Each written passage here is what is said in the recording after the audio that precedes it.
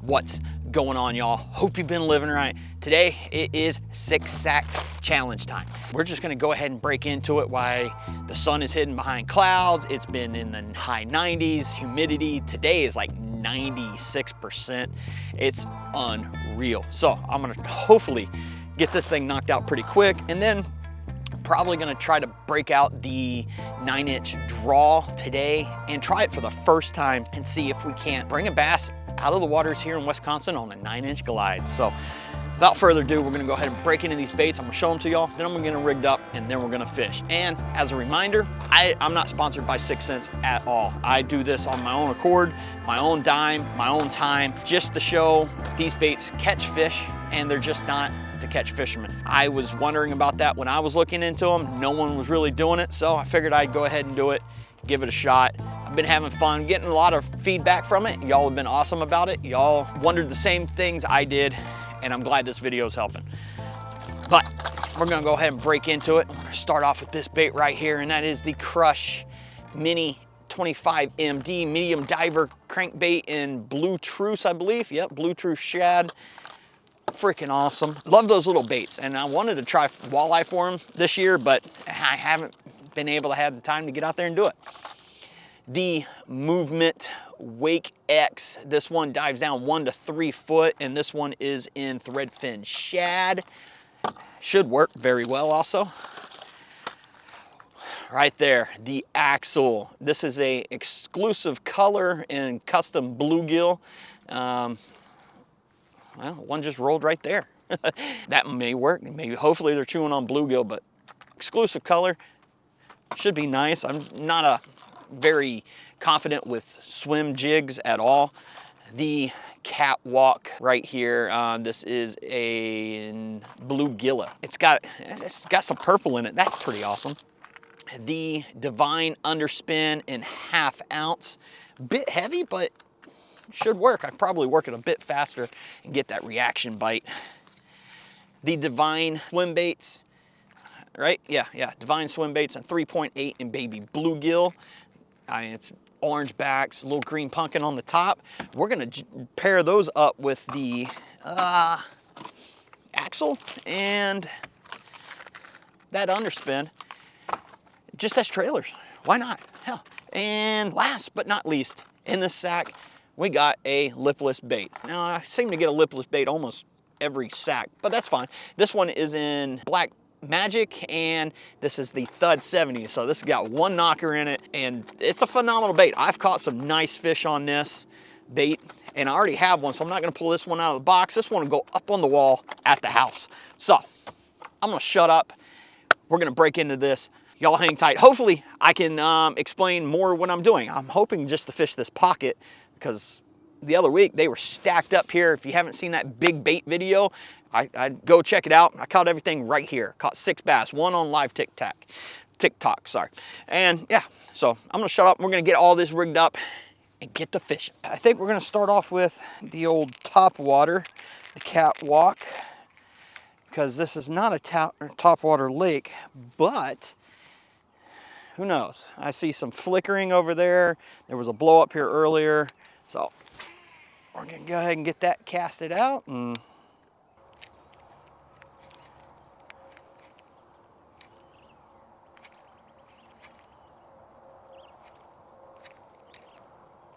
I don't know if y'all can see the deer crossing the waterway there. That's pretty cool.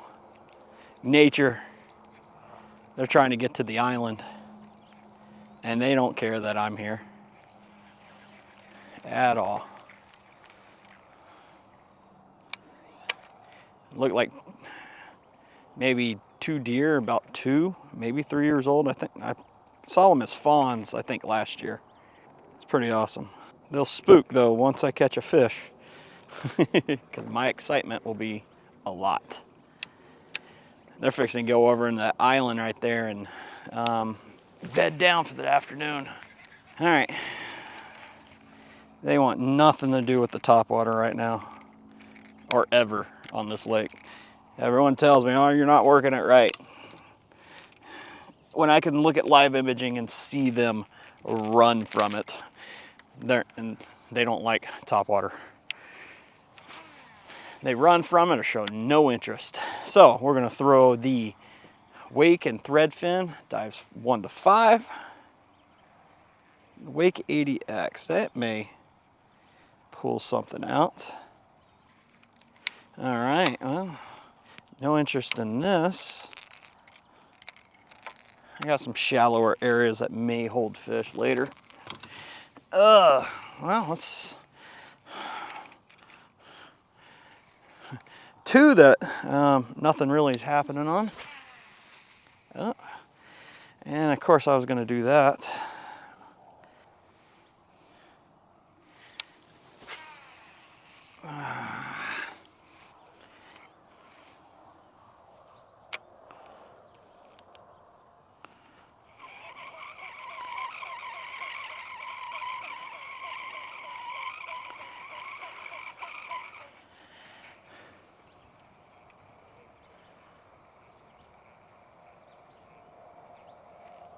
There we go. There we go. Right there.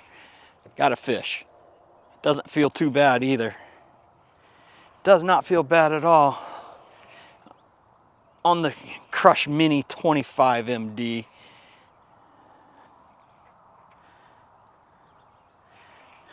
Oh yeah, that feels like feels good. Maybe a 2.5, 3 pounder. On this rod, it feels phenomenal.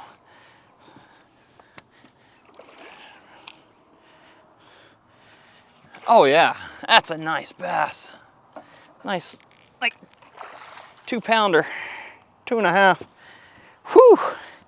On the Crush 25 MD. There we go. We got him undone right there. That's a nice bass on that blue truce. Let's get a weight on him. See what he weighs. I'm gonna say almost 3 actually. 3.33. Right there. Fish number 1 on the day. 3 1/4. Hell yeah. On that little mini truce. Or blue truce Crush Mini 25 MD. Hell yeah, thank you, buddy. Hell yeah, I'll take that all freaking day. So that means there's bass in here. They're just being very, very lethargic. They didn't want nothing to do with that movement. They didn't want nothing to do with that topwater right off the bat. So we're gonna throw probably the lipless now, and then we'll switch over to something else. That little profile right there, that'll get them the bite at times. If they're being touchy, being real touchy, that little profile, they'll get the bite in it. But with the water all stained up, let's see, maybe we get them to hit the lipless bait. Also, that Black Magic. I've had good luck on this lure. I've caught a 4 pounder on this color. Very possible we catch some fish. We need to slide out a bit deeper though. A bit deeper. Well, I just lost that freaking lure. Good thing that was the one I already had. The one I got today was going on the wall, but now it looks like it's going in my box. Caught my trolling motor, snapped it off. All right, let's try this again. I wanted to be out in deeper water and lost the lure out here. I don't know if I explained the area we're fishing, but this is a pocket right here. And we're in 15, 16 foot of water right now, probably 17, and it comes up real shallow, but there's a ledge in there. And that's where we were sitting on, and about 12 to 10 foot is that ledge, and then there's another ledge that comes up to about 3 foot of water. So I believe the bass are just cruising that little step, and that's what we're concentrating on, hoping there's more in here. I'm hoping they were just kind of sitting off that, in that area, waiting for more to show up or getting in the mood to bite. All right, well, I did these retrieves as burning paws. So let's cast up here and let's do the yo-yo. Hopefully I won't pick up too much trash on this first drop. It is kind of crappy weeds in here.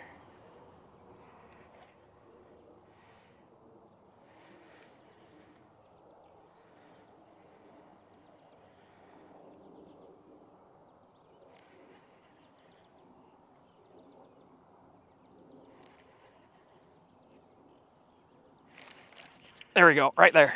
That's how he wanted it, yo-yo style. Felt him thump it.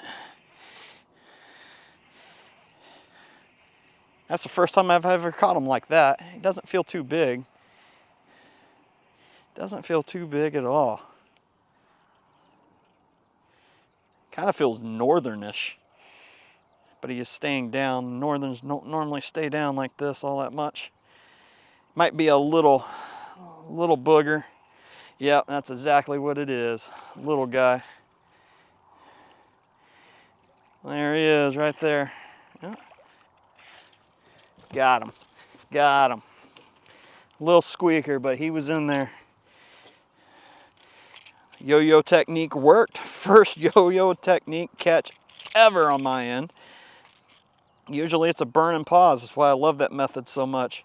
And when they thump it on that burn and pause, freaking phenomenal. Love that feeling. But that's part of fishing. You got to adjust your catch or your technique to catch fish. Sticky, sticky hooks. Last place I want that sticky hook is in me. There we go. Bass number 2 on the lipless. Had to do a yo-yo, and he hit it dropping down. I pulled it up, and he crushed it on the drop. So that tells me they're on the bottom. And he is a 2.31. So 1 pound less than the other one, but nevertheless, that is a awesome looking little bass. So I'm gonna hurry up and get him back, and we're gonna go again. This time with the underspin, I think. Thank you, buddy. There we go. The Black Magic, the one I got in the box, or in the sack, because I had to cast off the first one. Here we are, right here. The Divine Underspin is next with the Divine Swim Bait and Bluegill, or Baby Bluegill, right? Something like that.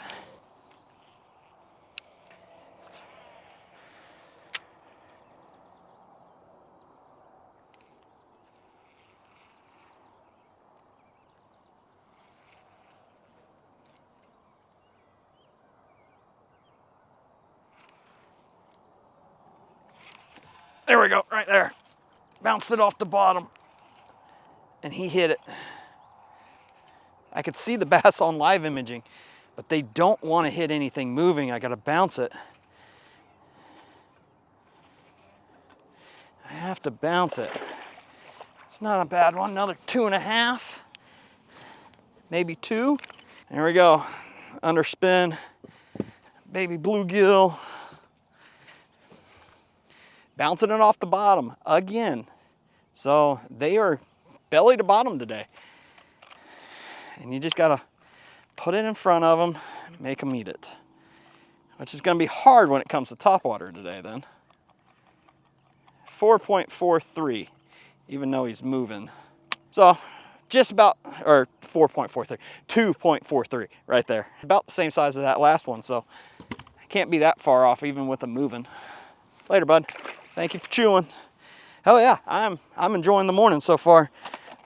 I know where they're at now. They are belly to bottom, and you gotta bounce that lure right in front of them. So the next one is gonna be the axle jig and the custom bluegill. And I believe we're gonna get one, hopefully, on this next cast. Put this up. Let's grab that axle. I have some axle hybrid jigs, but I stopped using them because I dislike the way they go through wood. I feel like the hybrid jig doesn't get hung up, where the axle jig, I was getting hung up so much. All right. Yeah. Glad I'm not a gambling man, because I would have lost that bet. Whew. I thought for sure that jig had gotten hit. Let's try that Wake 80 one more time down through here. Maybe, just maybe. I think there's a thermal line in here and I'm seeing it.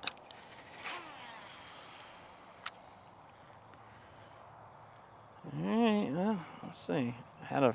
Got some little movement here, something going on right here. See if we can't pop a fish off with it. There we go, right there.